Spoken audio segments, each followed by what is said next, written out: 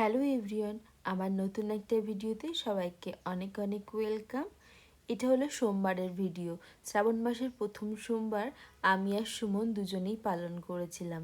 সুমন আসলে অফিস থেকে ওই দিন ছুটি নিয়েছিল, তো আমি সকাল সকাল উঠে বাড়ির কাজকর্ম সব কিছু কমপ্লিট করে স্নান টান করে নিয়েছি।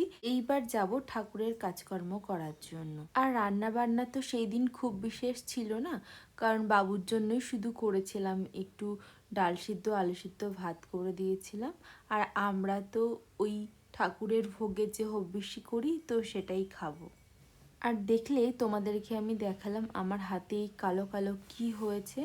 আসলে বেশ কিছুদিন আগে এত বাজেভাবে তেল পড়েছিল না আমার হাতে, সেটাই ঠোলা পড়ে এরকম কালো হয়ে গেছে। আর জানো তো, কোনো মাছ ভাজতে গিয়ে কিন্তু এমন হয়নি। জেনারেলি মাছ ভাজতে গেলে বেশি তেল ছিটকায়, কিন্তু আমার হয়েছে কি, আমি যেই তেলের উপরে আলুটা ছেড়েছি আলুতে না একটু জল ছিল, তার জন্যই তেল ছিটকে আমার হাতে আরও অনেক জায়গায় পড়েছে। সেদিন ওয়েদারটা খুব ভালো ছিল, বেশ হাওয়াও দিচ্ছিল, কখনো মেঘ করছে কখনো আবার একটু রোদ উঠছে।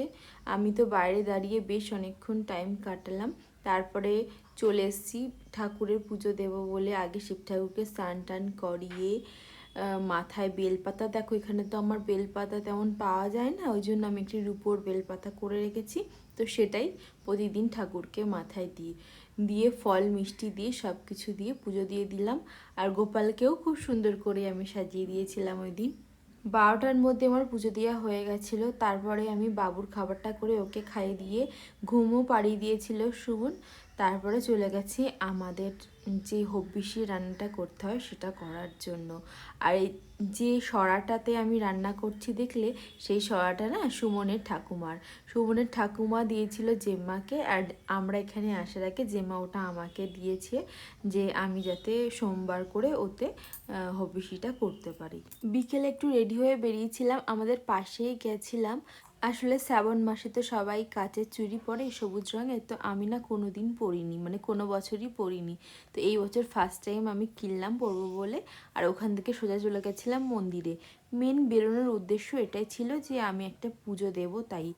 আসলে আমাদের না একটা মনস্কামনা পূর্ণ হচ্ছে, তাই ঠাকুরের কাছে গিয়ে একটু পুজো দিয়ে আসলাম। ঠাকুরের জন্য একটু মিষ্টি নিয়ে গেছিলাম, সেটা মেন মন্দিরে দিয়ে দিয়েছি। আর সব দিকে এরকম ধূপ বাতি ধরিয়ে আমি দেখিয়ে দিয়েছিলাম। ওখানে ব্রাহ্মণ বললে পুজো দিয়ে দেবে।